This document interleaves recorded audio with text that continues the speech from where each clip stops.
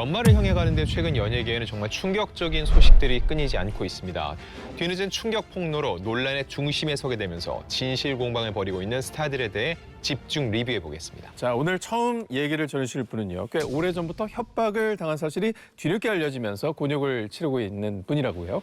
네, 대표적인 2세대 K-팝 스타이자 지금은 뮤지컬 배우로 활발하게 활동 중이죠. 김준수 씨가 그 주인공입니다.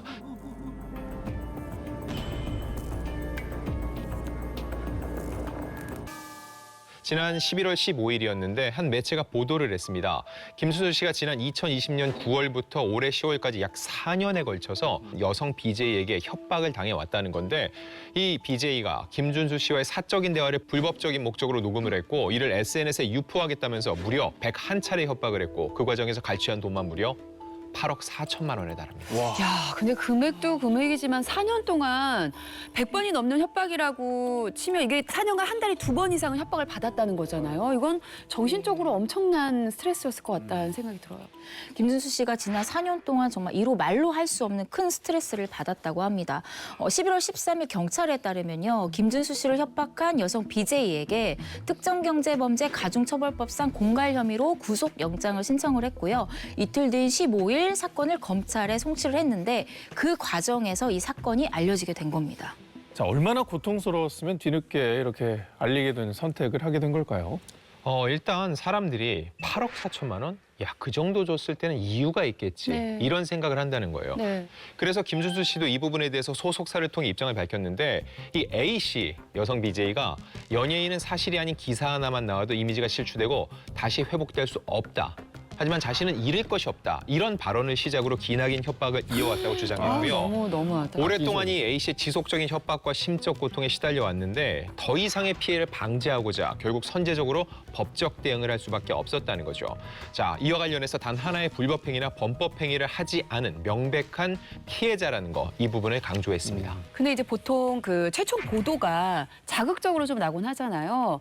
김준수 씨 같은 경우는 지금 명백한 피해자임을 주장을 하고 있는데 보도 당시에는 좀 엉뚱하게 그 불법 녹음 파일의 정체만 이게 이슈가 되더라고요. 네, 이에 대해서는 최정화 기자님이 좀 취재를 해주셨다고 들었는데요. 이게 녹음 파일이라고 하니까 대중이 봤을 때는 굉장히 좀 상상력을 자극하는 것 같아요. 이것 때문에 돈을 준 거면 도대체 안에 내용이 뭐가 들었길래? 라는 생각을 자동적으로 할 수밖에 없는데 그리고 또 이 처음 보도가 됐었을 때 이 기사가 마약이라던가 뭐 성관계라던가 약간 좀 오해를 할 수 있을 만한 문구들이 있었다라고 얘기를 해요. 이게 100% 확실한 것은 마약과 성과 관련된 것은 아니었어요. 그런데 제가 추측을 해보건데 이 기간이 꽤 길었잖아요. 여러 가지 자기 인생에서 굉장히 좀 힘든 고비가 있었을 거예요. 근데 이런 거에 대한 뭐 토로라던가 뭐 고민 상담 정도였을 텐데 이거를 협박으로 뭐 역으로 이용하지 않았을까라는 생각이 좀 듭니다. 애매하긴 하네요. 사실 누구나 다른 사람들에 관해서 편하게 또 지인들 저도 내 남편이랑도 지인한테 뭐 얘기를 얘기하다 보면 뭐 다른 뭐 연예인분들이나 뭐 이런 얘기가 오갈 수 있잖아요. 근데 사실 사적인 얘기잖아요. 근데 이제 BJ 여성분과 함께 얘기를 오갔다 그러니까 이제 다른 식으로 해석이 되는 게 사실 좀 맞아요. 문제일 것 같긴 합니다. 예.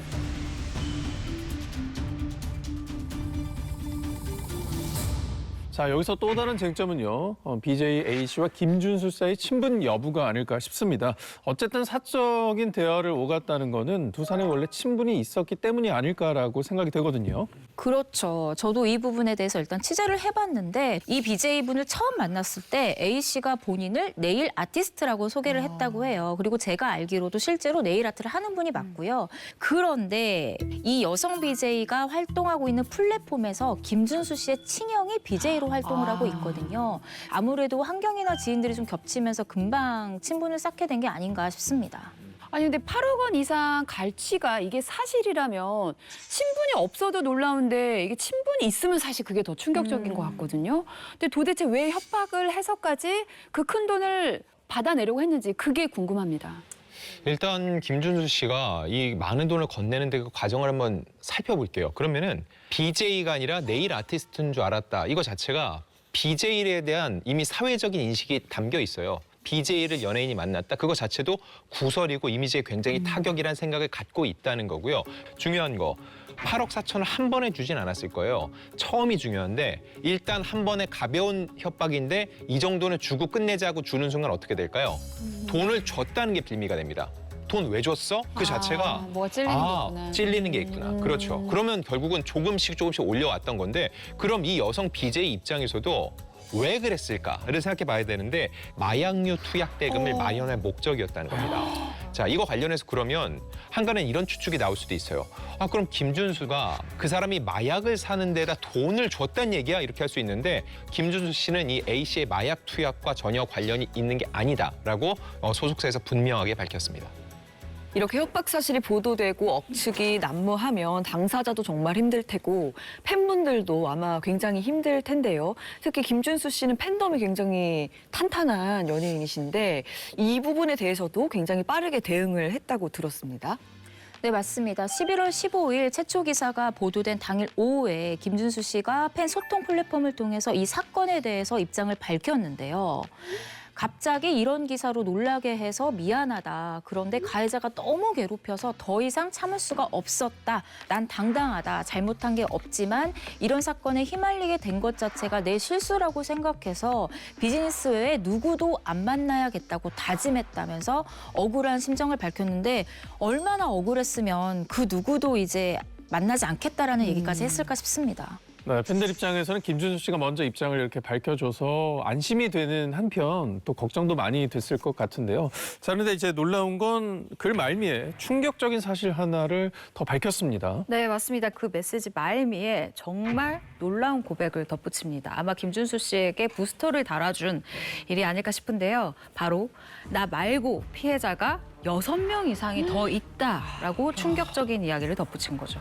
그리고 아직 파악되지 않은 피해자가 더 나올 수도 있다. 이 수사를 담당하신 경찰이 아니 이런 사람이 사회에 버젓이 있다는 게 믿을 수가 없다라고 할 정도였다면서 이 A 씨에 대한 분노를 강하게 강조했습니다. 자, 이쯤 되면은 사실관계 파악을 위해서라도 BJ A 씨 쪽의 입장도 좀 들어봐야 될 것 같은데요. 혹시 이에 대한 언급이 나온 게 있을까요? 구체적인 언급은 없었습니다. 왜냐하면 김준수 씨와의 금전 관련된 문제 외에 이미 마약류 관련해서 재판을 받는 중이거든요. 피고 신분이기 때문에 구체적으로 언론에 입장을 더 낸 건 없고 일단 재판 결과 더불어서 김준수 씨가 고소한 건에 대해서도 수사 결과 어떻게 나오는지 추후 지켜봐야 될 것 같습니다. 네, 저는 요즘에 뭐 SNS를 보면은 김준수 씨와 김재중 씨가 이렇게 동방신기 시절의 무대를 재현하고 있는 모습이랑 감격에 젖어서 또 우시는 모습 이런 게 자꾸 떠서 저도 너무 좋았거든요. 그래서 팬분들도 너무나 행복해하시는 요즘 이 활동도 좀 계속될 수 있겠죠? 일단 최근에 굉장히 활동이 많아졌어요. 뮤지컬 활동 외에도 동방신기로 활동했던 김재중 씨랑 JX라는 새로운 이름으로 재결합해서 지난 11월 8일부터 10일까지 3차례에 걸쳐서 공연을 했는데 이때 모두 3만 명을 모았습니다. 전성 매진을 기록할 정도로 기존 팬덤들이 공고하다는 게 증명이 됐고요. 지난 11월 22일에 개막한 김준수 씨 주연의 뮤지컬 알라딘 이 티켓 예매 현황만 봐도 알 수 있는데 일단 매진은 당연한데 취소표가 나오지를 않았어요. 이 수사 과정에서 반전이 나오지 않는 이상 김준수 씨 활동에는 제동이 걸리지 않을 것으로 예상을 하고 있습니다. 네, 수사가 잘 진행이 되면서 진실이 명명백백하게 밝혀지길 기대해 보겠습니다. 진실 여부를 떠나서 이런 소식이 전해질 때마다 연예인이나 유명인을 상대로 한 사생활 폭로 협박이 줄지 않고 계속 느는 것 같아서 굉장히 안타까운 심정입니다.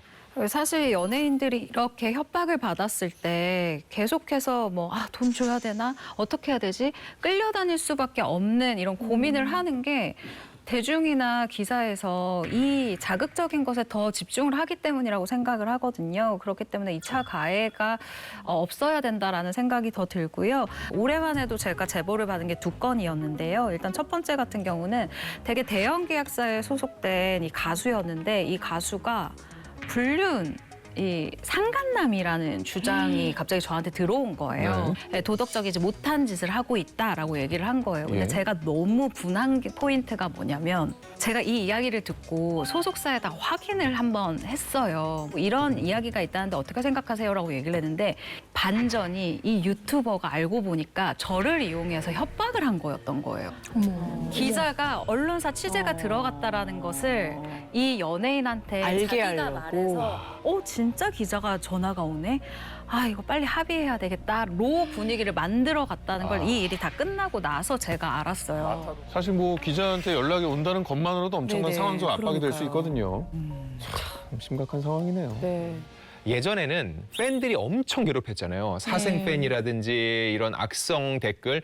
하나도 고소 안 했어요. 왜냐면 그래도 팬인데 그들에게 법적인 문제를 묻는 것 맞아요. 자체가 구설이지 않냐. 요즘은 그런 분위기 아니거든요. 사회적 인식이 바뀌고 있습니다. 이런 협박에 대해서는 명백하게 법적 대응을 하는 게 오히려 나는 정당하다는 것을 입증하는 하나의 길이 될 수 있다는 거죠. 그러니까 이게 호미로 막을 걸 가래로 막고 포크레인으로 막는 일이 없게 처음부터 그냥 법적으로 그렇죠. 절차를 밟는 게 중요하다는 조언인데 저도 진짜 공감하는 부분입니다. 네, 앞으로 이런 일로 더 피해보는 스타들이 없었으면 좋겠습니다. 대중들도 언론도 한 발 좀 물러서서 객관적으로 이 사태를 들여다볼 필요가 있을 것으로 보입니다. 네, 오늘은 뒤늦은 충격 폭로로 고통받는 스타들에 대해서 얘기를 나눠봤습니다. 사실관계를 떠나서 개인적인 일들이 수면 위로 떠오르면서 가장 곤혹스러운 거는 당사자 본인이 아닐까 싶습니다. 모쪼록 더 이상의 논란이 없이 잘 해결이 되었으면 좋겠습니다.